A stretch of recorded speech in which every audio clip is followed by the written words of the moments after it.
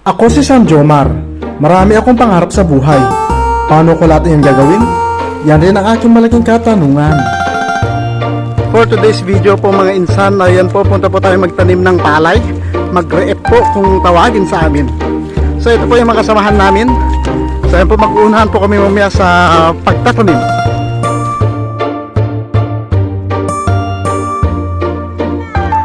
Hi mga insan, ito pa nga pala yung tatamnan natin ng palay. Ito po, 1 hektar po siya, mahigit. Ayan po. Kami po yung magtatanim at ito po yung mga tagabunot ng mga banubon. Whew. So ayan po, maulang umaga po sa ating lahat at ito na po, magsisimula na po tayong magtanim ng palay, ng banubon seedlings. So yan na po mga insan, nagsimula na po yung mga kasamahan natin na magtanim ng palay.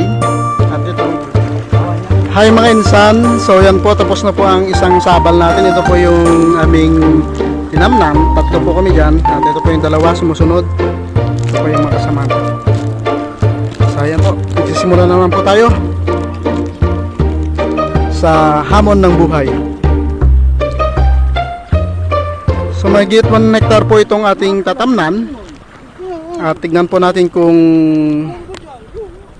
ilang kahon lang ang ating makakaya.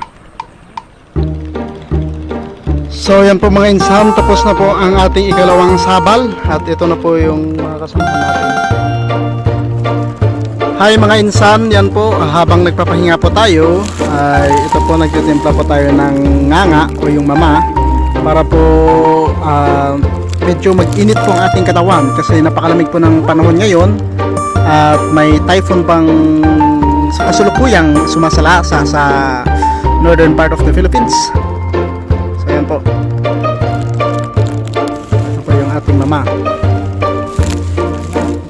Yan.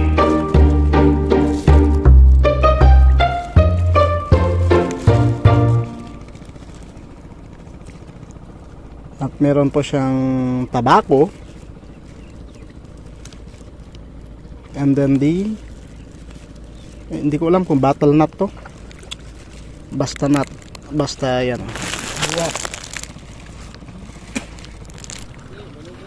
So yan po guys, ang tagal po ng mga kasamahan natin. Yan po, hindi pa sila nakapagtapos sa kanilang mga sabal. At ito, nag-video na naman tayo.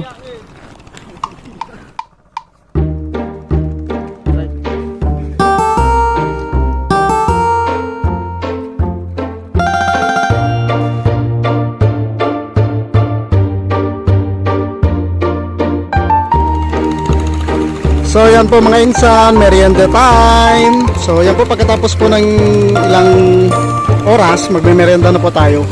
Time check ay 3:00. Yan po, magme-merienda na po tayo. Mac, buhusan ang kafe, Mac.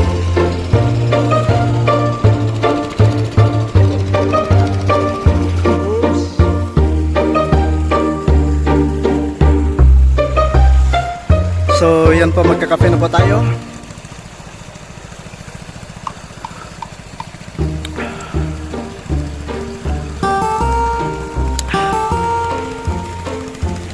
Ganito nga pala yung isa sa hanap buhay naming mga taga-Apayao. Dito sa Corner Apayao ay ang pagtatanim ng palay. At basta't magsipag ka lang ay hindi ka naman magugutom dahil libre naman ang lahat kapag ikaw ay magtatanim ng palay. Ang sahuran pala sa pagtatanim ng palay dito sa amin ay arawan. 300 po ang arawan at libre na po doon ang pagkain sa tanghali at merienda maghapon. At magpapainom pa sila pagkatapos ng inyong pagtatrabaho. At pagkatapos ng ilang oras, ito na nga po pala yung ating natapos, 1 kahon lang, at ito, nakarating din tayo dito, pero yan po, wala na nga po ang oras, kaya dito na lang po tayo.